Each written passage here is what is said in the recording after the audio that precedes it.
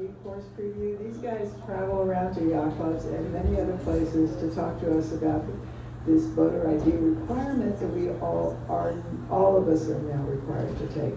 These are our U.S. Coast Guard licensed captains, Greg Radar Felton and Matthew Session from this San Francisco Yacht Club. Please help me welcome the speakers. Thank you, Marge. Again, my name is Matthew Sessions. And I'm Greg Felton, but in the sailing world, I'm known as Radar. And that nickname has been there for a long time. We have a ton of content tonight. We're going to go through this super fast while we'll try to keep it.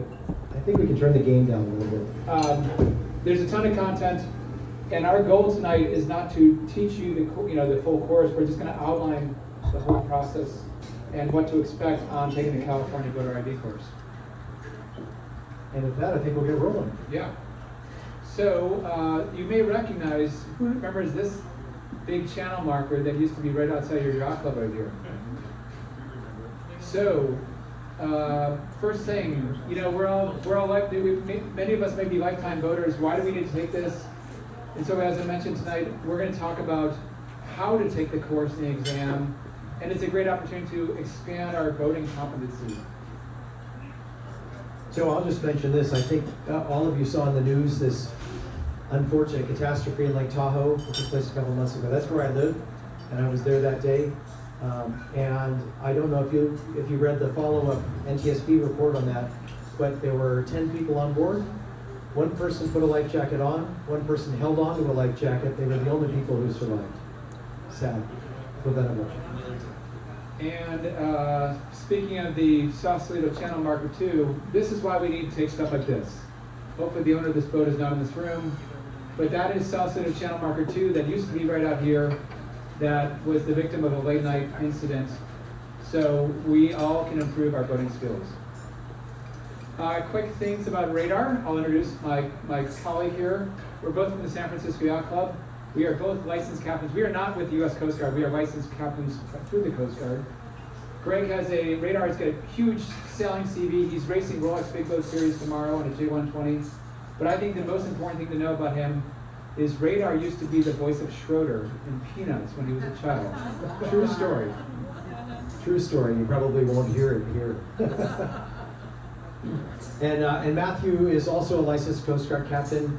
We, as he said, we're not paid to be here. We didn't put this together for the Coast Guard. We're not putting it on for the Coast Guard. We're just putting it on for you.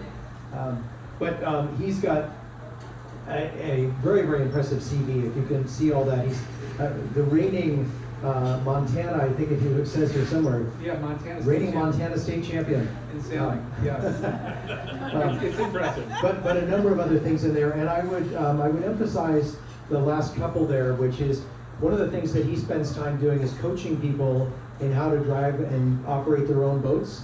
This has been really, really popular with people, often couples. One half of the couple buys the boat and the other half says, I don't know how to operate that thing.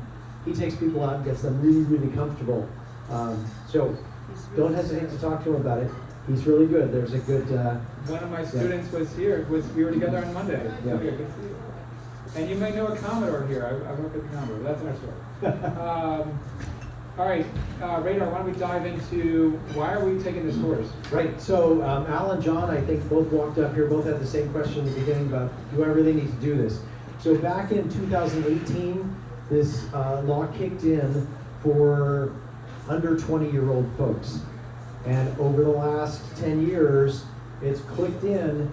Now, as of January 1st, 2025, it's required for everybody, regardless of age. All of us. And we talked, there's also some specific age and horsepower related things if you're under 16 and that sort of thing. I don't see anybody in that age class. But worth knowing that there are rules about them. And a comment I would have here about, is it required and what's going to happen if I don't have it? And I already have my Coast Guard captain's license and all that sort of stuff. If you are never pulled over and nobody ever asks for this thing, it won't probably matter much. But I think if they do pull you over, you're going to have a problem. If you were to have any sort of an insurance claim, I expect the insurance company might say, hey, there's a licensing requirement. Show me your California voter ID card. And you might have a problem getting paid out. I don't know that to be the case, but I think it's, you know how insurance companies work. It's likely that they will try to make sure that you have done all of the things you have to do. So let's talk about how you get it. The first step is you go to CaliforniaVoterCard.com, and we will share all these slides with the Yacht Club, and they'll figure out how to get them to you as well. You're welcome to take notes, but all these slides will come to you.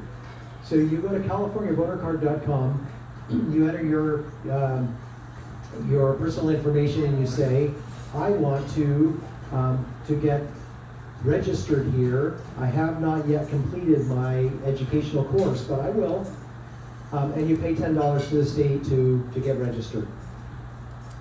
At that point, you're going to have an application ID, and you will use that when you take the course. And at the end of the course, it'll say, hey, this application ID's just finished our course, and we'll talk later about how you get your certificate. There are online a whole bunch of different ways that you can actually get through the content. We've listed 10 here. I'm sure there are more than that.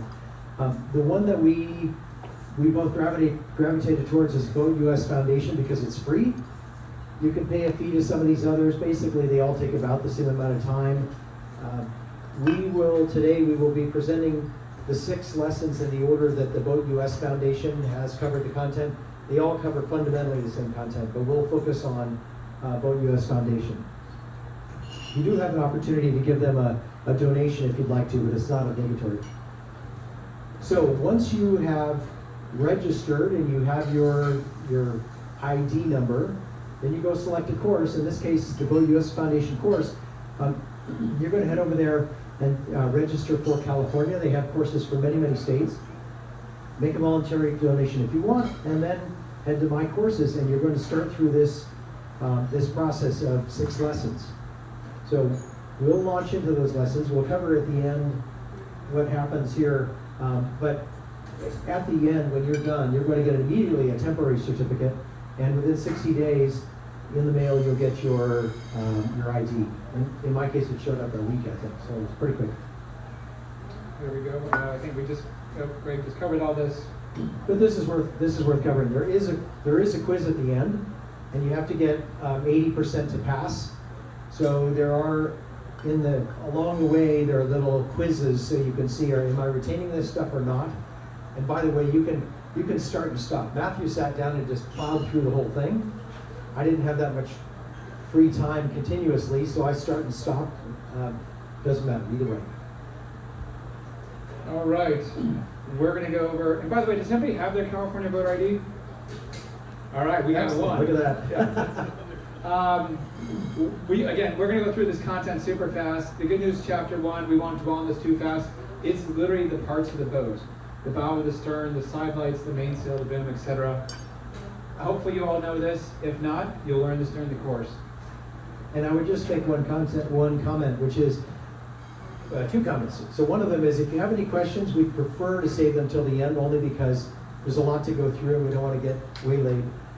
The second comment is, the California Voter ID card covers all sorts of boating-related content: sailboats, powerboats, stand-up paddleboards, jet skis, etc., etc., etc. You've got to know the basics of all of those to get through this thing. So often people say to us, but I've been sailing for 50 years, but they don't know about these other areas. And also in there, they emphasize the registration and marking, where you need to put your CF numbers, or if you have a federally documented vessel, on how to document your vessel. Regulations, hopefully you all are aware that in your vessel you need to have the 3 stickers about oil discharge, plastic discharge, and some other things. There's three placards. You can buy those at West Marine, and I got pulled over a year and a half ago right over there, and they absolutely look for those stickers. They're required to be displayed inside your vessel. And garbage disposal? Garbage disposal, thank you. Lesson 2. See, we're flying along. We're already on lesson 2. The first one and the last one are really short. There's some beefy ones in the middle. You want to talk to us about life jackets here, Greg? Go ahead. Okay, life jackets. Hopefully you all know the different types of life jackets. What we wear most of the time, you and I, probably type 3s. Also type 5s, those are type 5s are inflatable PFDs. And by the way, if you get pulled over and you've got a whole bag full of inflatable PFDs and the coasties say, where's your PFDs? And they're like, oh, they're in the bag. Type 5s do not count unless they're on your person. You have to be wearing them when you get pulled over to have them count. Otherwise, the Coast Guard's going to say, you have no life jackets on this boat because you're not wearing them. So type 5s are required, and type 4s are super important. You should have a type 4 on deck at all times. Type 4 is basically a Frisbee. It's that square thing. It makes for a great pad to sit on hopefully 100% of its life, but the one time you need it, you throw a type 4 immediately. It works like a Frisbee. You get to a person. We wear type 3s. Type 2 you're going to wear out on the Golden Gate ferries, and type 1 is something you're going to wear on the Titanic. Crotch straps. Children under 16 are not permitted to wear inflatables. They must have type 3s on. What else? California boat rule. Children under 13 are required to have life jackets on at all times on a vessel. And we're going to talk about navigation lights real quickly. Hopefully you know the basics of the navigation lights.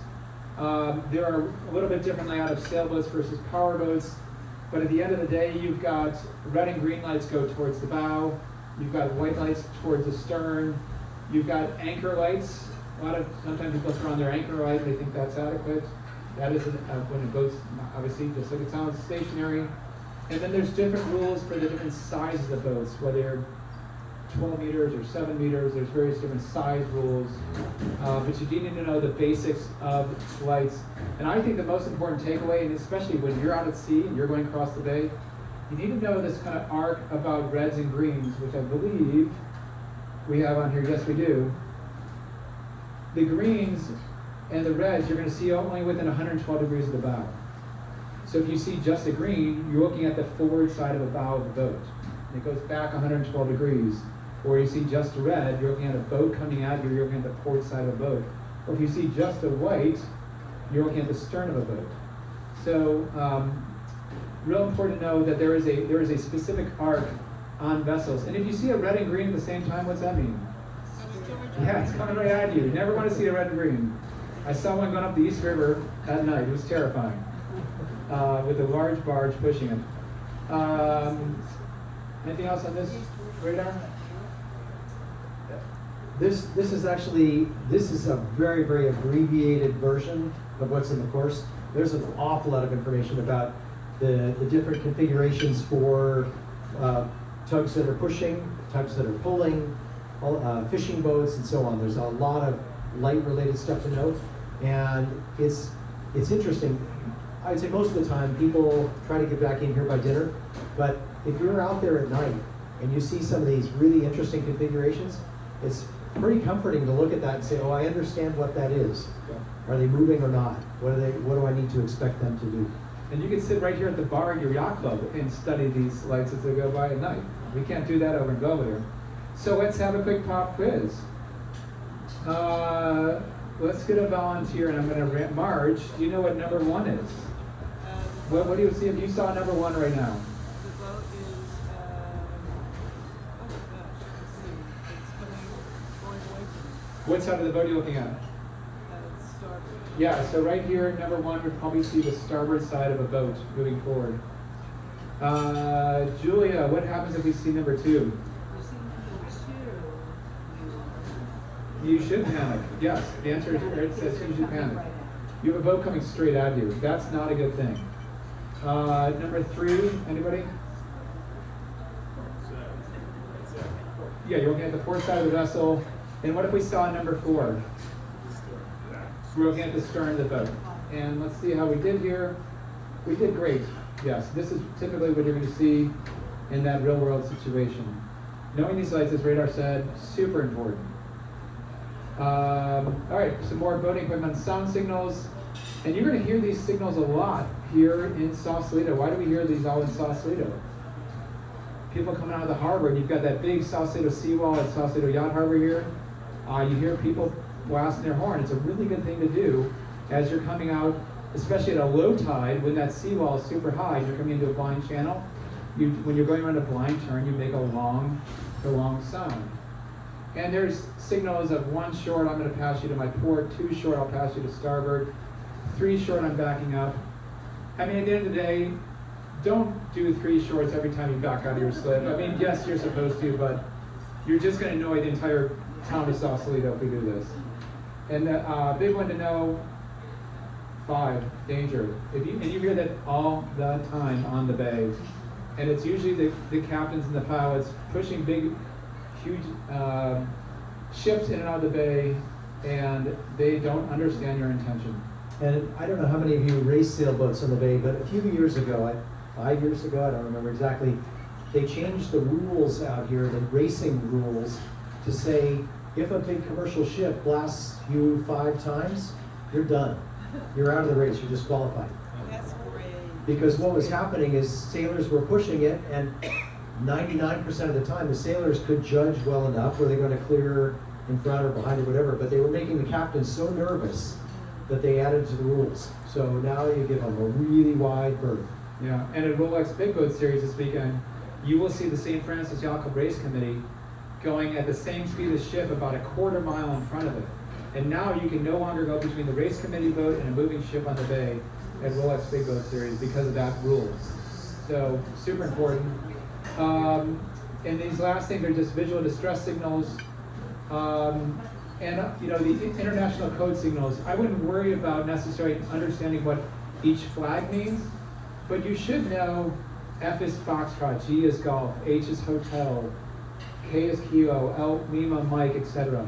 These are really good things to know because when you talk on the radio, they might say, hey, can you spell that out? The coast is an emergency.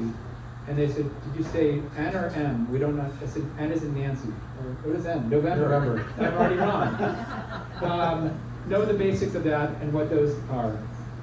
And again, the visual distress signals, radar? Lots of them. Yeah. Lots of different ways to show. To get people's attention. Yeah. More boating equipment. Again, we're going to go through this super fast. Communications. There's somebody who looks like she knows what she's doing. VHF radio. Hopefully you know which channels we have here on the bay and how we talk. Channel 9 is mostly calling marinas, harbors, a lot of port captains. If you really want to know what's going on the bay, I don't even listen to 16, listen to 14.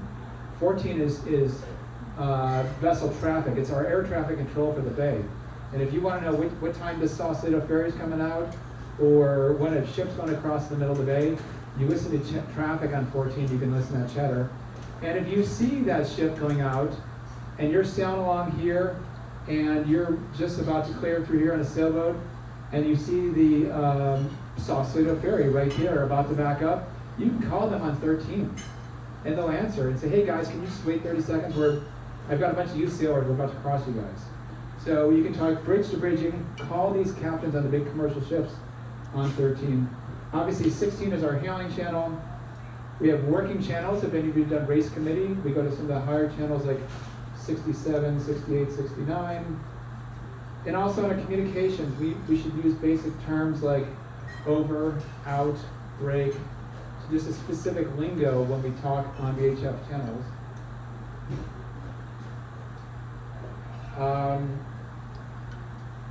And then we have emergency procedures if we are in, there's different levels of emergency.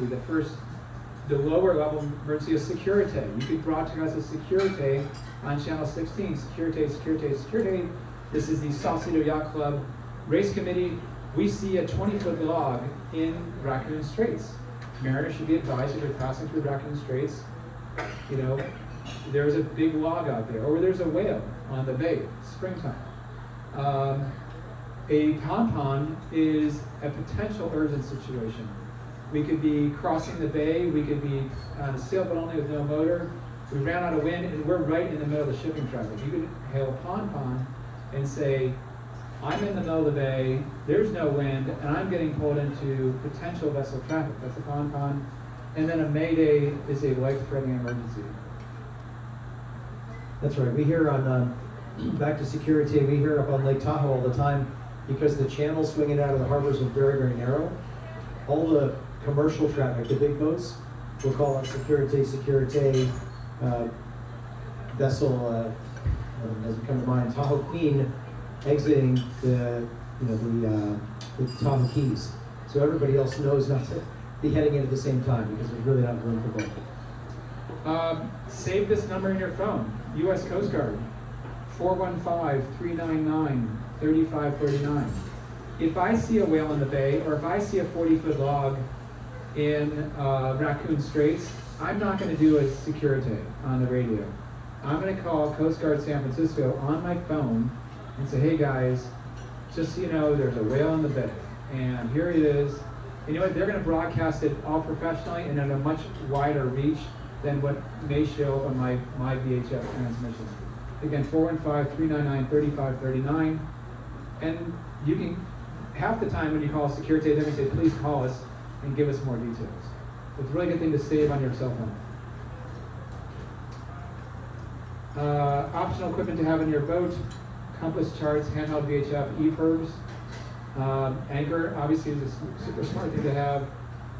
So this is all just things that you might want to know on the basics of security tests. So Radar is going to talk to us about planning a trip. Okay, so the license that's required here is not for everybody on the boat. It's required for the person who's operating the boat. So if you are the owner, captain, operator, this is required for you. And there's a whole bunch of stuff that they expect that you as the captain are going to take care of. So I'm not going to read all of these, but generally, you need to make sure that all the people on your boat are sufficiently oriented and educated. So you know, if you go on a big commercial boat, they'll say, this is where you'll find the life jackets, and this is where you'll find the fire extinguishers. That's the sort of stuff you should do, and it's worth finding out how much experience people have on your boat. So if you get into some kind of urgent situation, you know what to expect from people. Risk assessment of the likelihood of injury, how do we prevent it, how do we deal with it if it happens. You certainly should have a medical kit on board. There's a list of 7 questions that they recommend that you ask. How well do you know your boat? Do you really understand the mission that you're setting out on today? Do you know what the weather is going to be like? It's all assessing risk and thinking about, okay, if something were to occur, what am I going to do? And as was stated here before, clean boat briefing. So there are those stickers that are supposed to be in the boat, but we're also supposed to tell the people who are on board, hey, peeing over the side is probably okay, but don't be throwing your candy wrappers over the side, right? You've got a place to put those. We'll take care of it when we get back to shore. The other thing I would add into that too is on my phone, I have a pre-departure safety checklist. So I might forget all these things, but if I have guests on my boat, I pull up my phone and I just go through this mental checklist. Did I mention where the fire extinguishers are? Did I mention where the life jackets are? Did I mention how to use the head? Did I mention don't walk around with 2 drinks in your hand? You know, have 3 points of contact at all times.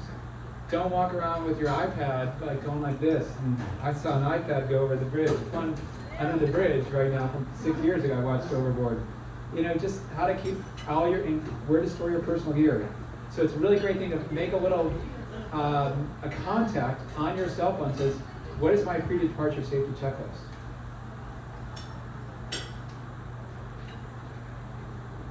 Talk about the weather a little bit? Sure, go ahead. Oh, go ahead. Yeah, so weather. So we talked about weather's a really important thing, especially when we had that incident in Tahoe. Completely unexpected. Beautiful day in the morning, beautiful day in the afternoon, not so much right in the middle. So there are a bunch of different sources that we have to find out weather. So certainly before you go, you want to go online and check out what expected conditions are going to be. VHF reception here, it says 20 to 40 miles. That's certainly fine for the bay. It's not so great if you get too far offshore, right? So you want to know if you're going from here to Hawaii, VHF is not your tool. You've got to have alternatives ready to go. There's a couple of comments here about specific conditions. So currents, we all deal with those in San Francisco. That's no big surprise. But tsunamis, thunderstorms, fog we're accustomed to here. Thunderstorms, I've raced the Chicago Mackinac race a couple of times, and boy, those things can sneak up on you in a hurry. And then, by the way, in the middle of the night, you can't see them coming. So this is all good stuff to have checked in advance. Why boats sink? So 80% of the dock is really interesting. A lot of through-hull fittings that go bad, that sort of thing. One of the things I wanted to point out here is it talks about if you had a 2-inch hole in the bottom of your boat, if it's a foot below the water line, it's about 80 gallons a minute coming in. If it's 3 feet below the water line, it's double that. Does anybody here know the capacity of their bilge pumps, automatic bilge pumps? Okay, so rule 1500 is 1500 gallons per hour, not per minute, per hour. If you multiply 136 gallons per minute, you get about 8,000 gallons an hour. That bilge pump is never going to keep up. So be careful about gallons per minute, gallons per hour. Really, it's worth sizing up. Do I really have equipment on board that's going to be helpful if things go badly? And then preventative maintenance, a lot of that goes back to why boats sink, because the through hulls probably weren't in good shape, or the hoses, the cooling hoses to the engine or something like that. So always good to periodically check these things. Good sometimes to get somebody professional to go through your boat. If you get a good appraiser, marine examiner to go through your boat, I guarantee they will find things that you have overlooked year after year after year. It's worth doing now and then. Winterizing your engine if you're not going to be using it and so on. One thing I'll add to the weather, Tides Near Me, fantastic app on your phone, Tides Near Me. I look at it every time I'm going on the water in the bay. I want to know when high tide, when's low tide. I don't know why. I care more about the tides because the more time we spend on the bay, I think we know the currents a little bit better. Or when is it going to be max flood coming through the gate? I'm going out the gate to take friends out there. Ooh, it's max ebb at 2 o'clock and we're going out at 1 o'clock. I might never get back in. So Tides Near Me, fantastic app to have on your phone. And it's free. Next slide, let's go into trailering. So I mentioned that there are things that you may not do normally. This is how not to do it. Yeah, right. If you want to lose an afternoon, go online, YouTube, and look for trailering accidents. You'll be there all day. It's very entertaining. Yeah. So I mentioned before that there are elements of on-the-water activity that may not be something familiar with you, because you might sail a 40 or 50-foot boat and you don't trailer anything, but it's worth knowing. So there's a bunch of specifics here about the capacity of your vehicle versus the weight of the boat that you should know. Moderate speed, you should have properly distributed 5 to 15% on the tongue. If it's too much than that, then you're not going to have any steering, and if it's less than that, the trailer's going to fishtail. So a lot of good things to know, and 10 specific steps that you can go through to not end up in that situation. Something that I found really helpful, that a lot of people have trouble backing up with trailers. Just a tip, if you put your hand at the bottom of the steering wheel, now if you want the back of the trailer to go to the left, move your hand to the left. And the trailer to go to the right, move your hand to the right. Works every time. True story. Try it. It really works. And I still always put my hand on the top because that's cool. But I'm like, I'm running my way. Let's see, next slide. I put way too much fun in this. Ramp retrieval on the boat. Don't do it this way. Don't do it that way. That's bad. Don't do it that way. Again, go on YouTube. You can be just distracted for hours. Radar, what do we need to know about this? Well, this section is pretty specific to places like Tahoe, where we're trying to prevent the invasion of invasive species. I don't know if you're aware, but up there, if you're going to launch your boat, you have to get it inspected first. And if you get to the shoreline, any one of the launch facilities, and you don't have it inspected, it's not going in the water. This stuff is awfully hard to stop. All it takes is one person to make a mistake, and we're all going to pay for it for eternity. Yeah. So the main three things are: it needs to be clean, it needs to be drained. In other words, they want the plug out when you're towing, so that things will drain out, and they want it completely dry. We spent our summers up in Montana. You cannot get into the state of Montana towing any type of vessel. There's stop checkpoints all over the borders of Montana. You can pretty much do anything in Montana, but do not bring invasive species into Montana. And it's a good thing. Fueling. We can talk about that real quickly. Go ahead. So I think a number of these things are pretty obvious. You don't want ignition sources while you're fueling. There are a couple things that here that are highlighted that have to do with not spilling in the bay. So one of them is think about how much fuel you're likely to need and the type. You don't want to put the wrong type of fuel or have somebody else do it for you and put diesel into your gas engine. But it's great to know about how much fuel you think you're going to need.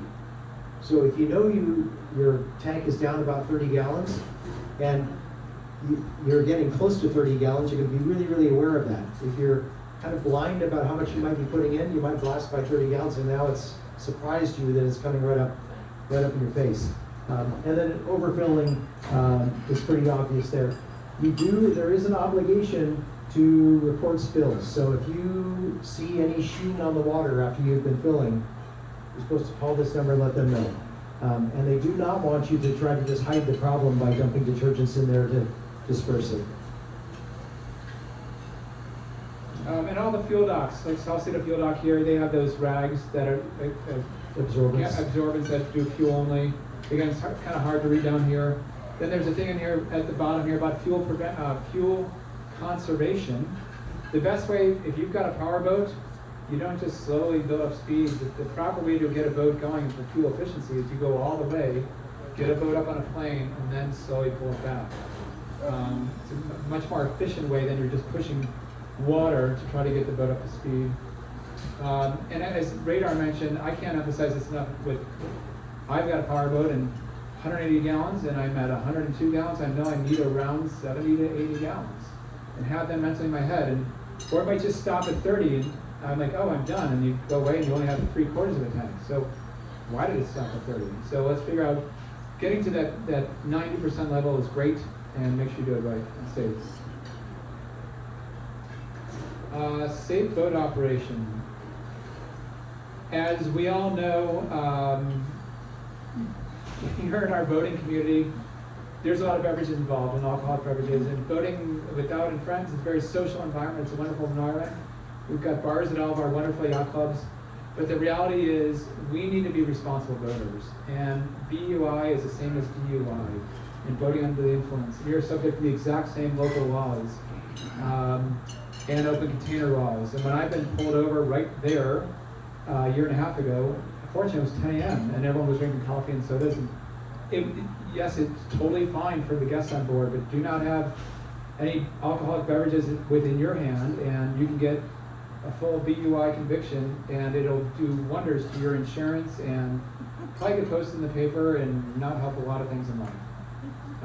A lot of myths about having some brandy will keep you warm. Probably not a good thing. BUI laws again are the same as driving. It's 0.08. Convictions can result in jail time, large fines, mandatory safety boater courses, vessel seizure, and if you have a minor on board, the BUI is 0.01%. Any alcohol in a minor, that is a BUI. And if you get pulled over or approached by a peace officer, Coast Guard, Fed, local, state, you are required to stop. You don't have, there's no options to say no thank you. You are required to follow their orders. Also, marijuana. It's legal here in California. Well, guess what? It's not legal with the federal government. And I even bring this up on my boating. If I have guests on board that I don't know, I jokingly, but I do mention, I'm very serious, like, guys, if you have marijuana and we're caught with it, the boat can be confiscated. It's still a federal crime. So it may be legal here in California, but it's not. When the coasties catch you with it, they can confiscate your boat. So, not a good practice. Rules of the road. That's a real photo. That happened in Annapolis about 3 years ago. Fortunately, nobody injured. Is that the committee vote? Probably the committee vote from the other yacht club. And we talk about rules of the road, we're talking about inland, we're not talking about international. For those of you, I know we have some people that have had their Coast Guard license. There's an inland side of the book and the international side of the book. They're very close, but they are a little bit different. Inland is, so we're talking about inland U.S. waters. Again, we'll go over this very quickly. If you have a vessel over 40 feet, it is mandatory to have a rules of the road book on your boat. Who has a rules of the road book? Who's got a boat and has your book on the boat? Absolutely. That should be right in your nav station to have A, it's actually a very interesting read, and B, it is required. Do you want to talk about this, Greg? Sure. So there are rules, explicit rules to try to keep us apart. So starboard has right of way over port and leeward over windward and so on. But there's an overall caveat here, which is they don't want collisions. So absolutely comply with the rules, but if you need to do something that breaks the rule to avoid a collision, it's okay. It's the same thing with flying and pilots. So operating at a safe speed is of course an important one. This priority of vessel types. So there's a stack here of, I think it's 7, which is a boat not under control. It's not under control, it's got right away because they have no control. They can't get out of your way. The next one is restricted maneuverability, and on up through fishing, sailing, and finally motoring. And seaplanes. Seaplanes are beyond that. Yeah, beyond that. Fun fact. Giveaway vessels and stand-on vessels, go ahead. Yeah. So it's very similar to driving in some respects. So if you're passing or overtaking, you do not have right of way. You got to not run somebody down effectively. And turn to the right, turn to starboard if there's any doubt. Anytime you're in a collision situation, the first thing you should try to do is turn to starboard. You can safely turn to starboard. If there's a bunch of rocks in a building there, you can't turn to starboard. But if every vessel in a head-on situation turns to starboard, you can't physically hit each other. You turn to starboard, I turn to starboard, we're not going to hit each other. So when in doubt, and I got in a collision on a Friday night race, and I'm still really upset about this. At Corinthian Yacht Club Friday Night Racers, we were 20 minutes before the start. And we just put our main up, and we were 20 minutes before the start, and this guy tacked right in front of us, and we were going downwind. I turned left, he turned left. He turned right, I turned right. And we went like this, and finally at the last second, I turned hard to starboard, and it was too late, and $40,000 worth of damage. Yeah, and I made a mistake, because I did not turn to starboard. I should have instantly turned to starboard when I saw that coming. I was on starboard. It didn't matter. We were just in a collision course. As Greg says, go ahead and break the rules if you have to. But if you can, if everybody turns to starboard, we won't be in that situation. So anyway, we'll keep moving on. Go ahead. Yeah, so a sailboat that is motoring is considered a motorboat. So in that stack up of things, sailing, motoring, as soon as you become a motorboat, now sailboats all have right of way over you. You have to stay out of the way.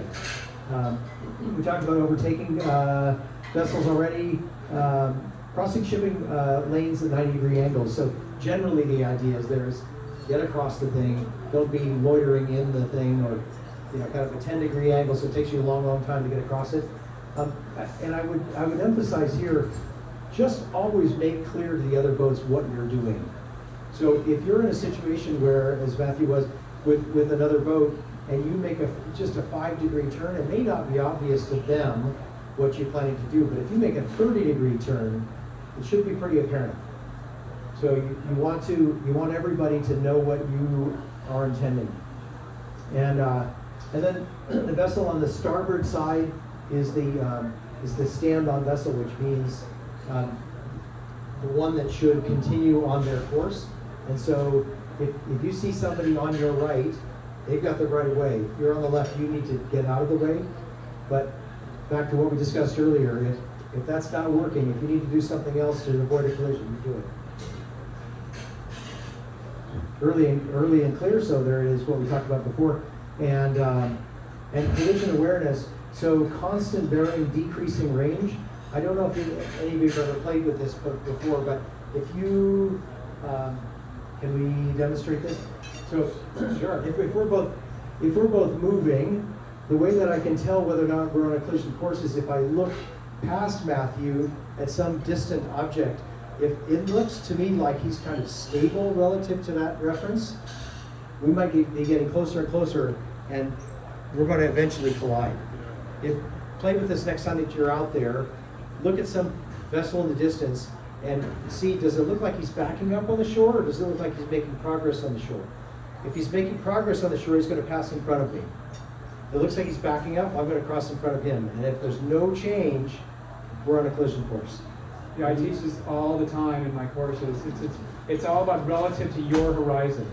So relative to my horizon is the vessel I'm concerned about moving or not. If they're stationary on the horizon, we're on a collision course. If they are moving forward or aft on my horizon, then we're fine. So always think about that. You can see it when you're going across the Golden Gate Bridge. And when I'm going across the Golden Gate Bridge, all the cars are moving across my horizon as I cross the bridge because they're coming in on the oncoming traffic. They're not coming straight at me. And my client texted me that. He goes, I drove across the Golden Gate Bridge this morning. I saw the cars going across the horizon. It makes sense now. I'm like, yes. I always think of, you can see it on the highway, you can see it with cars, and it works the same on boats. We do, when we're out sailing, I sail on the bow of boats a lot, and I'll often say to the cockpit, I'm crossing, because we have some really, really close crosses out there, and I'll say, I'm crossing. I don't know if you're crossing. I know I am. All right. And then there's some specifics here about ability to stop within half the distance of visibility. So if we're out there in the fog and you can only see a half a mile, you should know that you can stop your boat in a quarter of a mile. Because if you're head on with somebody else and they can stop within a quarter of a mile and we can too, we're not going to have a collision. All right, we're going to keep moving on. Yep, keep on moving. AIDS navigation. Of course, we Americans like to do everything wrong. So, in which we have the imperial system for our measurement versus metric system. So the majority of the world is on the IALA A system. So if you go into a harbor in Europe, the green lights are on your starboard side, and the red lights are on your port. And here we do red light returning. And does anybody know why we do that backwards here? At least the story. The rumor was, allegedly, the story of why we do it backwards is because when the British ships were coming to defend the colonies, they were used to the green on the right and the red on the left, and so we made them backwards, so we drove their ships onto the rocks.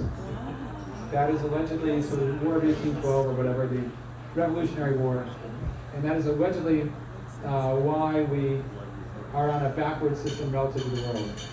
And you need to notice if you cruise internationally, so ATONs, aids to navigation, channel markers, we've seen them all. Greens are always squares, reds are always triangles. Anybody know why they're different shapes? If you're colorblind, like my dumb son, who's a world champion sailor, is colorblind, so he can't become a licensed captain. Greens are always odd. Evens are always, reds are always even. And we have,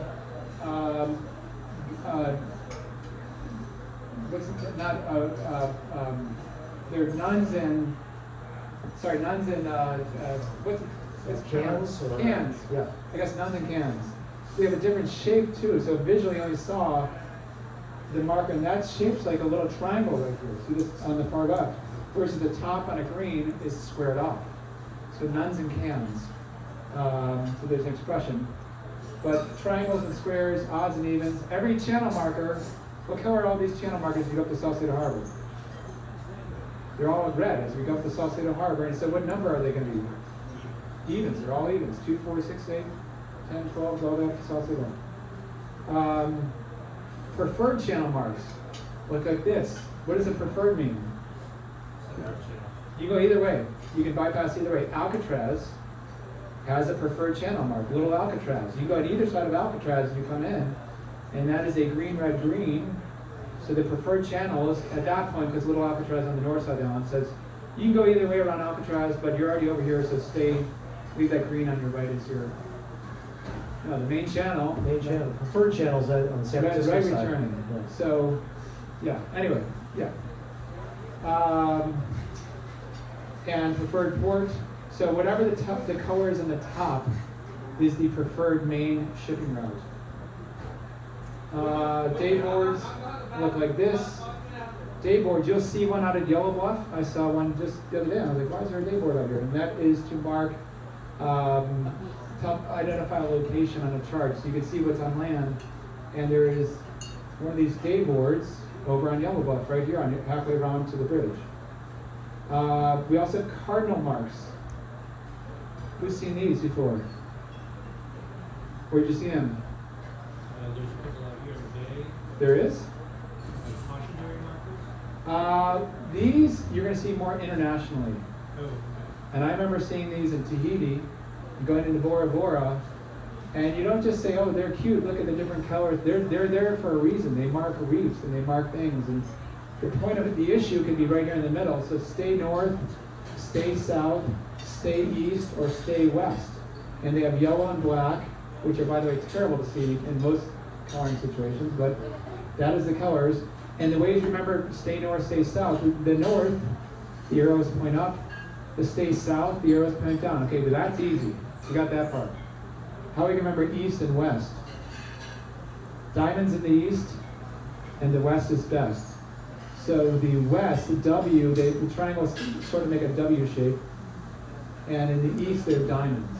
Diamonds in the east. I don't know. Just quickly. That's where they are. Diamonds in the east and west is best. That's how you remember the difference. And the flashing patterns of them, it goes 3, 6, 9, 12. So if you see these and you see 6 flashes, it means stay south of something here. Stay south of this buoy. If you see 9 flashes at night, stay west of this buoy. So you better know where west is. But I guarantee if you charter a boat in Bora Bora and you pull on the reef, you're going to see these. More Atons. We're going to flip through these real quickly. We have these right here at the South City Yacht Club. White buoy at the blue stripe. That's the only navigational buoy you're allowed to tie up to. Don't go tying up the green buoys, don't go tying up the red buoys. But the white buoy with the blue stripe right there in front of our yacht club right here, that's a navigation, sorry, that's a mooring buoy. And yellow buoys are special interests. And we go out and go racing around the various buoys of San Francisco Bay. The Hank Eason buoy right over here, that's yellow for a reason. The next one is isolated danger. I don't know. There might be some around here. I've never seen an isolated. Have you seen an isolated danger? Never have. But that's an isolated danger. Basically, don't go anywhere near that one. The range Ranges. boards. Yep. You're going to see this going into Vallejo.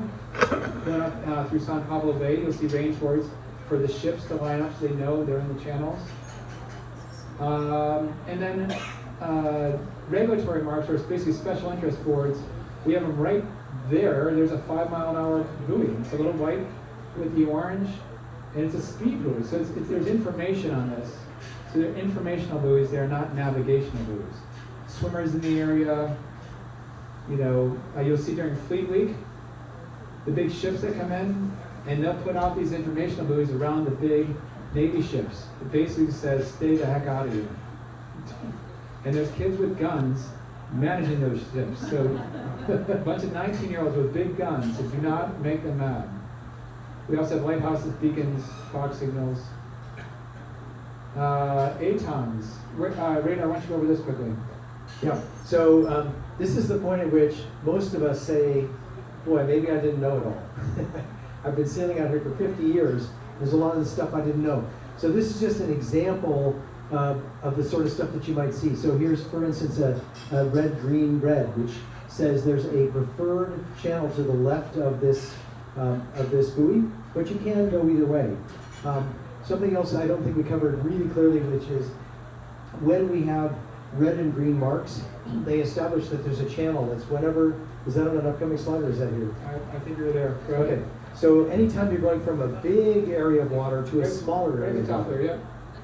Yep, from a large body of water to a smaller body of water, you'll see a new channel getting established. So for instance, when we go into the San Francisco Yacht Club, we go by the Corinthian Yacht Club, we head into our harbor there, we're going from the big bay into our little cove. That's the start of a new channel. So we've got red and green marks that start there, and the first mark that we come to is the green pole right there, right by the ferry landing. What's the number going to be on that pole? Number 1. And it's number 1, an odd number, because it's green and it's on your left, right? If there were a red there, it would be number 2, and all of the green ones there are going to be odd numbers, and the red ones are going to be even numbers. And if you were to go If you were to come from the ocean into San Francisco, there's going to be a 135 and a 246. But then coming into Richardson Bay is going to be a different deal. Going into our little cove is a different deal. So it restarts every time you get to a new big body to a small body.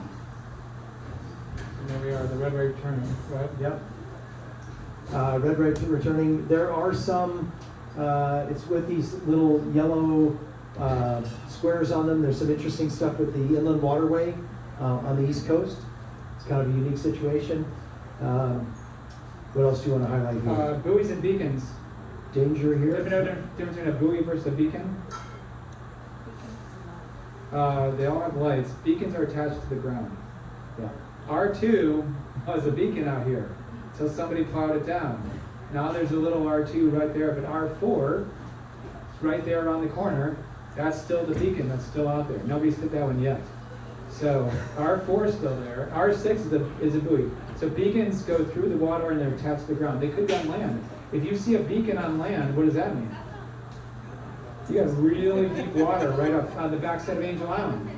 There's a green beacon on the far east side of Angel Island on land. So that means I can go right up to that shore. There's deep water right there. So if a beacon's on land, that means a yellow ball right here. There's some beacons on land. It means you can go pretty close to it. Sorry. What else? All right, time for a quiz. What is the color of the buoy at the entrance of Sausalito Channel? We just mentioned that. Red. Red right returning, because we're returning from San Francisco Bay and we're going up to the Sausalito Channel. Red's on our right because we know Richardson Bay is shallow in there. This venue is amazing for demo because it's like, It's right there. it's yeah. right there. So it's trying to keep you right up against Sausalito, keep you from drifting into Belvedere and the shallows. What is the number and shape of the Sausalito Channel buoy? We just mentioned what color it is. It's a triangle. And what number is it? The first one? 2. Yeah. So we start 2, 4, 6, 8. And if you go up Sausalito Channel, it's R2, R4. Yeah, R2, R4, R6. Right there. It used to be a triangle. It used to what? It used to be a triangle. Was there a triangle? Well, It's a prior, it's a banner now, it's a. yeah, it's a buoy now and not a beacon. Because it was a beacon until somebody put on the bow of their boat. Here we go. What is the color of the buoy 75 yards south of Belvedere Point right now? What color is that? It's green. Why is it green? Opposite. Well, we're coming in from the main bay, A big area of water, and we're going up Raccoon Strait right here. a smaller area of water. And we've got, off of Angel Island, we've got the green one here at Belvedere Point, and right here, we have red, green and red. So again, we're entering every time it's a new channel. So that's why that is off of Belvedere Point, that is a green buoy. And if you see a buoy on land, don't go in there. Stay between the buoys. Radar, do you know this one? The color of the St. Francis Marina Green entrance light. Is it out there on the point? Yeah, the I one can't on the remember. point. The one on the point. What color is that? So it should be red. I'm going from a big body to bay into that small channel. Exactly. You're going up to St. Francis Harbor. And it's going to be on your right shoulder. So red, we're returning to the St. Francis Harbor. And what number is it going to be? Should be 2. 2. R2. What is the color sequence of the Little Alcatraz buoy on the northwest corner of Alcatraz? And I just mentioned that before. The preferred buoy, you go either side, and it's green, red, green. Yeah. So the preferred buoy, you keep the main channel, so that would be Preferred channels to the right. yes. You guys race around this all the time. What color is the Hank Eason buoy? Yellow. Yellow. Yellows are not navigational buoys, they are special interest buoys. Bunch of sailors, we got permission from the Coast Guard to put our own buoys on the bay. All right, we're gonna go through the rest of this super fast. Go ahead, Radar. All right, anchoring. So I think most people are familiar with anchoring, especially on the bay here. We have a lot of current. pretty important. So consideration, around here, we have prevailing winds that generally blow the same direction, but you've got to anticipate when you've anchored, the wind might come from any direction and you might swing 360 degrees. So keep that in mind. Tackle is the anchor and rode. It's all the chain that you've got as well as all the rope. Three-strand nylon, we use that because we don't use it really for stretch, right? Intentional stretch. So we used to use we used to use that for jib sheets, but it stretches too much. But that's the perfect application for that sort of thing. You want it to stretch and take some of the shock out. Chain, adding weight. Those anchors don't work very well if they're being pulled up all the time, so the chains to keep the anchor on the bottom makes a big difference. If you can have a lot of chain, we don't tend to on racing boats because it's really heavy, but chain is a really, really effective way to make an anchor more effective. Taking bearings from landmarks. So we talked earlier about when there's another boat out there and you're looking at, are you crossing in front or behind? But another great place to use that technique is to sit out there and line up 2 trees over here and 2 trees over there and say, am I moving? And if you find yourself changing your perspective on those trees or those buildings or whatever you can see out there, if your perspective is changing, something's wrong. You're moving.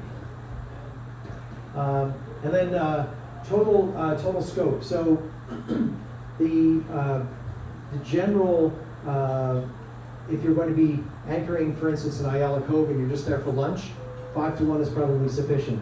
But if the weather is expected to get bad, or you're going to be there overnight and you can't observe it all the time, you want to go to 7 to 1. They say even 10 to 1 if it's really a rough set of conditions. And when we say 10 to 1, we mean if there's 50 feet of depth, then you need 500 feet of road out. Don't go there, yeah, Right. don't do that. Right. Don't anchor there. So quiz, how many feet of road should you employ to anchor overnight at Paradise Park in 20 feet of water? For overnight would be 140. 20 times 7.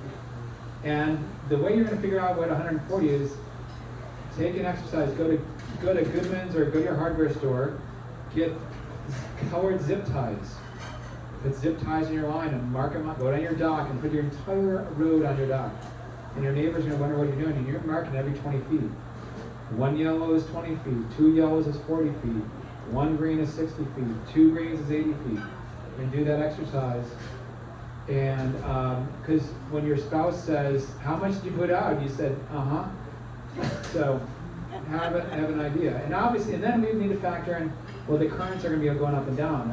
Did I anchor at low tide? Did I anchor at high tide? That's going to change throughout the night. They would probably want to pick a medium. But anchoring is an art that you will never conquer, and there's endless debates about the different types of anchors, and this is the various types of anchors, and people have very strong opinions about what is the best anchor. And we won't get into that right now because it's 7:02. We're going to keep going fast. Mooring ball, how to approach a mooring ball. We come from downwind, and you're coming in here. Jazz and blues on the bay is going on. We're going to approach very slowly. Come up straight up into the wind edge. Docking. We'll just keep going again. Go ahead, radar. Yeah, so we're still left lesson 4, if you can believe it. It's a long lesson. We'll go faster. 5 and 6 are quick, but 4 is it's a meaty topic. So, so generally, when you come into the dock, you certainly want to have a plan. You want to know how your boat maneuvers, and understand the wind. Is the wind going to tend to blow you onto the dock or away from the dock? You want to make sure that all the people who are on your boat, first of all, understand that they are not fenders. They shouldn't get themselves between the boat and the dock. But also, they should understand what your plan is. You want the bow, them to immediately tie off the bow, that sort of thing. So have a plan.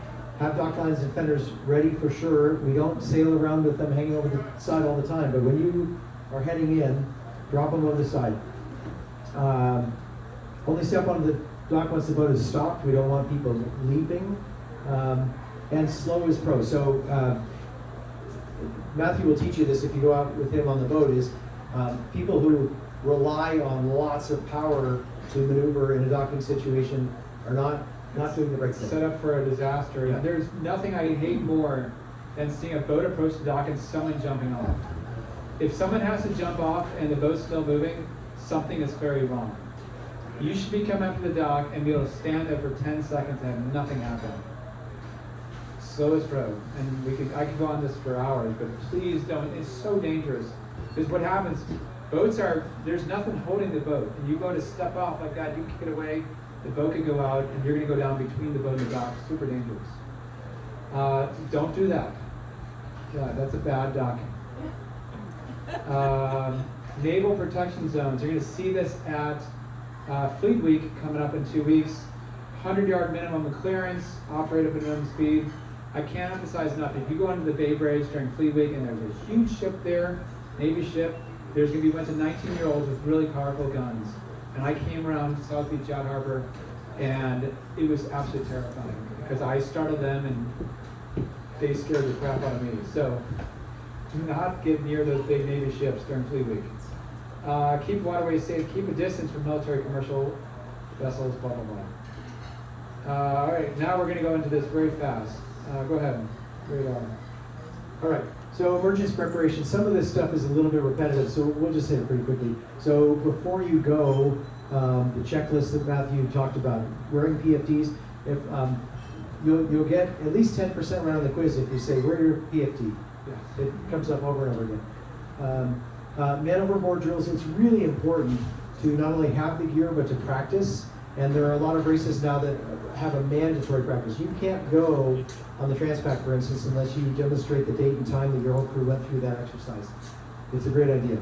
Alert the crew. If you haven't gone through it lately, somebody says, man overboard, somebody is pointing at the person the whole time, so we don't lose track of them in the waves. And then you come up to them just like you would on a small buoy out here. You come from downwind, you come upwind toward the person, and do what you can to make sure that you're not making the problem worse. You don't really want somebody else to dive in. You don't want anybody else to fall in. You're trying to get that person out and not make the situation worse. I'll add to that. Double fatality. Cleveland, Ohio, about 10 years where I grew up. Spouse went overboard. The other spouse panicked. Second spouse went in to save spouse number one. They both died. And it happened on my friend's boat. 2 people in the water. 1 person in the water is a disaster. 2 people in the water is a guaranteed disaster. So you're never sending someone in. And I emphasize that that's on my pre-departure safety checklist. Hey, everybody, calm down, settle down. I understand your daughter fell overboard, but you jumping in is not a solution. Wear duck shoes, blah, blah, blah. 3 points of contact you already mentioned. Yeah, and also I'll say on man overboard recoveries, every vessel is different. Sailboats are very different than power boats, and how you're going to approach. And when you're motoring, some boats have big stern scoops you can get down in. Some have a life sling. So get to know how your man overboard recovery system works on your boat. And Julie and I spent that on Monday about an hour and a half. Because again, we went out on a 35-foot Veneto, which is going to act very different than a J120, which is going to be very different than an Axopar power boat. So understand your vessel's man overboard and do the drill with your friends and spouses and family. And it's actually super comforting to know you can rescue someone safely. Right? Okay, so we'll just keep moving. You're protected as Good Samaritans, so we're expected to provide assistance. I think we all would. And then grounding, they have specific discussion here about if you've hit the bottom, you do want to check and make sure whether you're able to get the boat off the bottom, and if you do that, have you compromised the hull somehow and you've got a flooding issue. And it's pretty low, you might not be able to see it, but it says just exercise extreme caution when crossing reefs and bars and that sort of thing. Going outside San Francisco Bay, you're going out fishing, cross a potato patch. Outside the gate, that's a pretty scary crossing. Go out in the channel on a really rough day, but don't go in there. You can see it. It's all right. Fires, super bad thing to have on board. I was doing safety at sea, the International Safety at Sea course, and our instructor coached us, Murph, world-class sailor. You have 120 seconds from the start of a fire to save your vessel or start abandoning ship. That's an average fire situation time, 120 seconds. If you can't get that fire under control the first 2 minutes, prepare to evacuate, prepare to abandon ship. Fires are extremely dangerous on our fiberglass boats. They're great, go ahead. Now, there's detail here about requirements for how many extinguishers and what size, and my bet is that 90% of the boats out there don't meet this. Yeah. So, And when I got pulled over in Raccoon Straits, the first thing they did is check for paperwork. Secondly, they checked the life jackets, and the third thing they said is, I need to see all your fire extinguishers. And they're absolutely going to check for that. And you get a big ticket to not have valid fire extinguishers and shake them. I guess that works. Fight a fire only if you have a solution. Okay, I have a localized fire right here. I can try to handle this situation. But if it's I'm down below and it's at the companionway steps, get out of it. Because if that fire shuts off your only exit, you're in big trouble. Most fires come from engine compartments. Then it goes into about hypothermia. Again, we're just going to go over this very quickly. About hypothermia, the big thing is the help position. Hopefully you all know that. And if you get in a position where you're in the water, you're going to crawl up into a ball. Get your limbs as close to your chest as possible. And stay in if you're trying to conserve heat. The HELP stands for Heat, Escape, Lessening, Posture. And the great news, person falls overboard, you get them back on board, but they could go into shock. That's why a man overboard situation is always a mayday situation. Even if you're pretty confident that you're going to rescue someone, start a mayday. If you have extra crew on board that are VHF confident, and you're in a man overboard situation in the middle of the bay, and someone's been in the water for a little bit of time, even if you're confident you're going to rescue them, it's still a mayday situation because you might get them back on the boat, but then they can call in a shock. And you get them back on board, everything's fine, you cancel the mayday.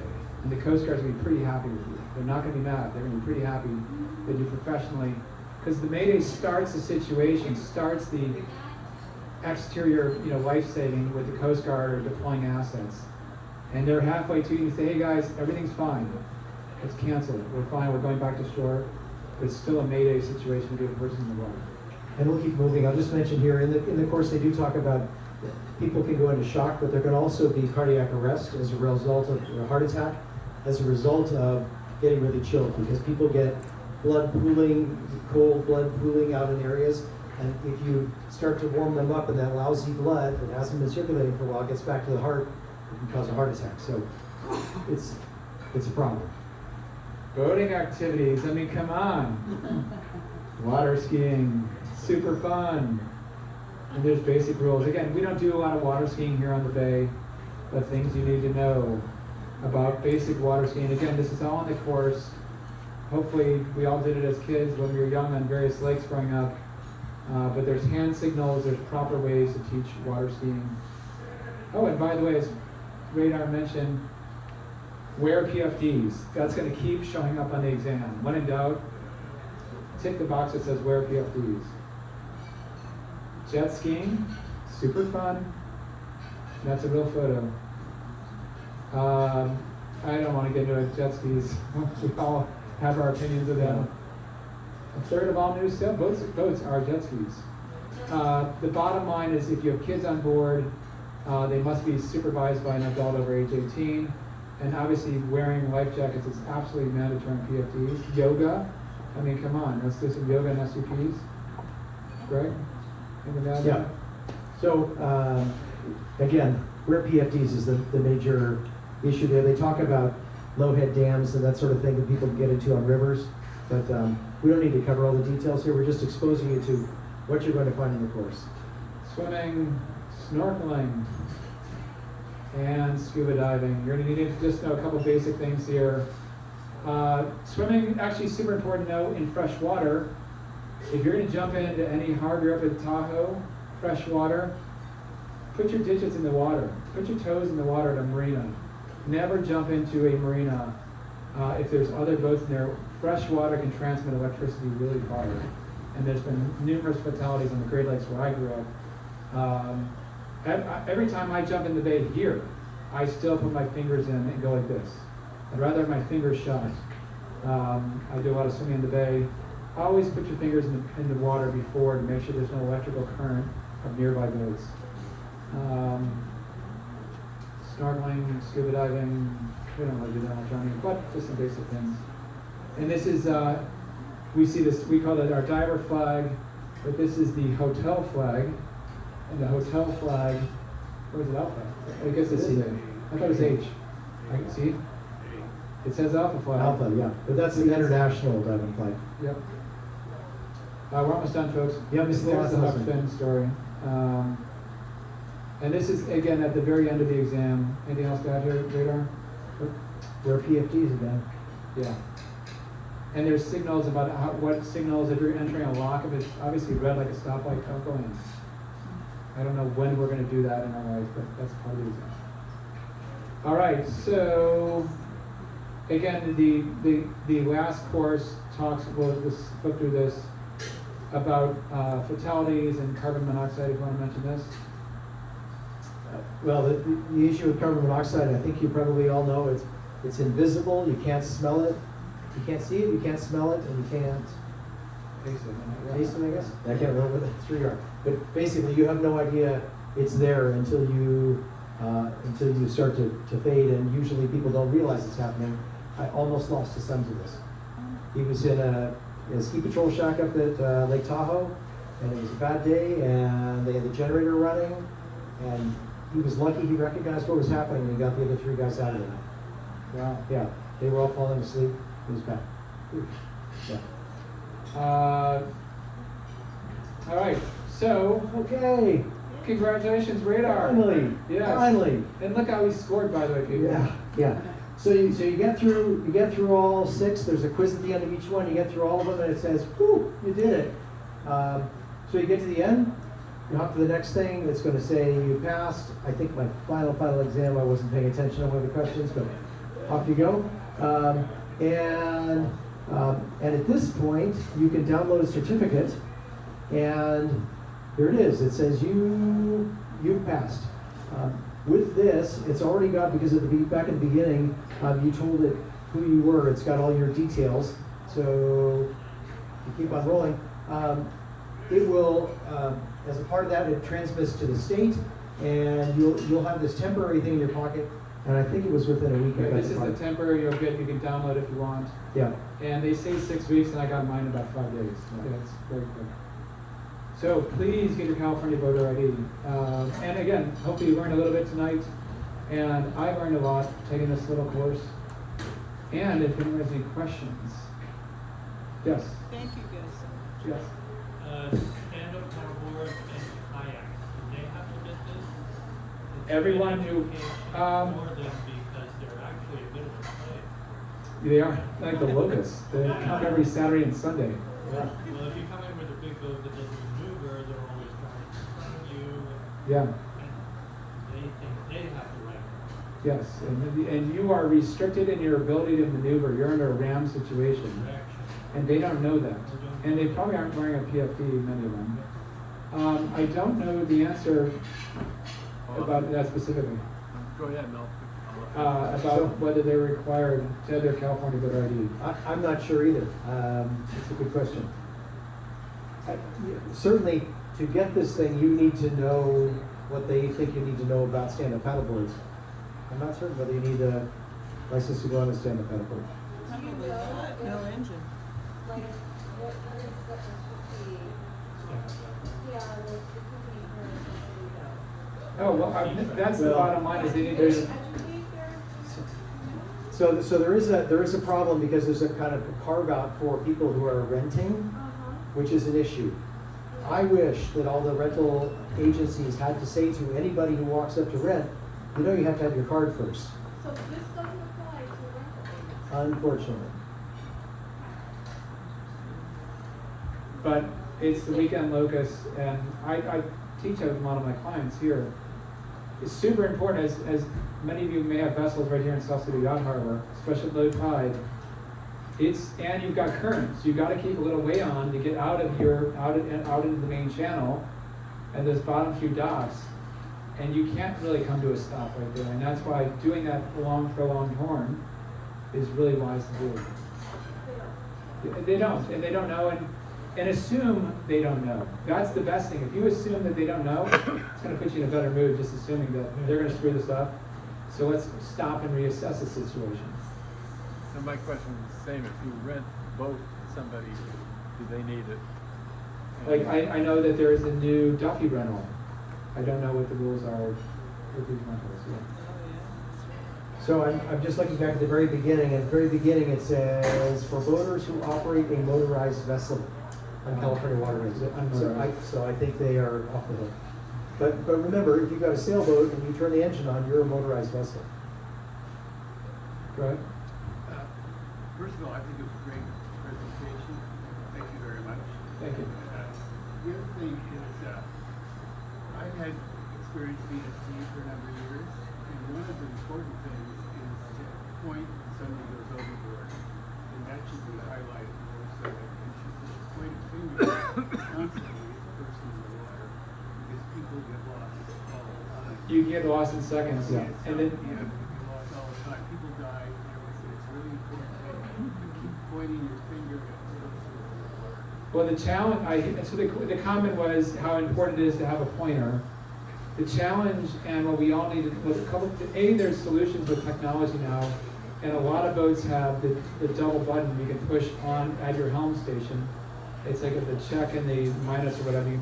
There is a MOB button on most of our navigation systems right there at the helm station, so know how to use that and test it. Just go along and they just go poof. It drops that spot on your GPS. The other thing though, the challenge, we need to prepare to do man overboard rescues when we're short-handed.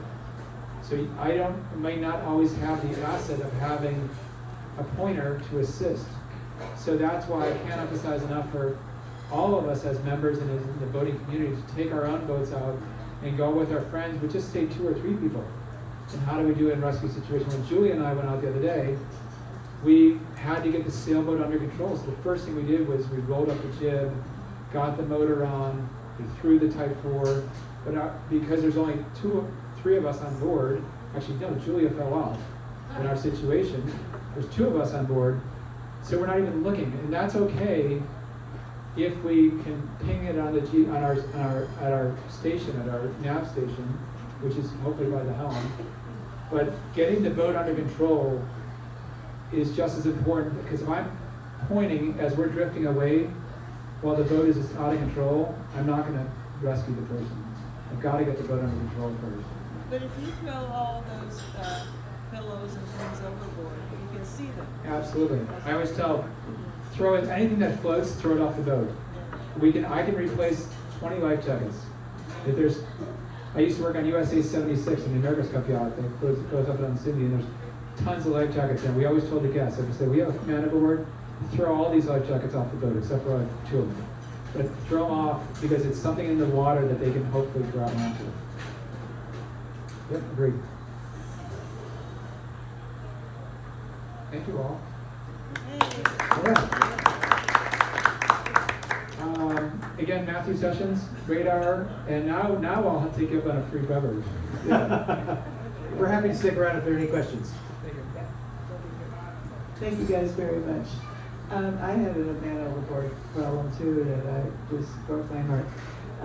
Next week or next month, our other Commodore, I'm out of town, so we have some really exciting things to look on our pages of announcements for our next speaker series. And thank you guys very much, and thank you guys very much. There's just one thing we were asked to communicate to you, which is within your club, there's going to be more information about the California Boater Card and some powerboat and race committee classes.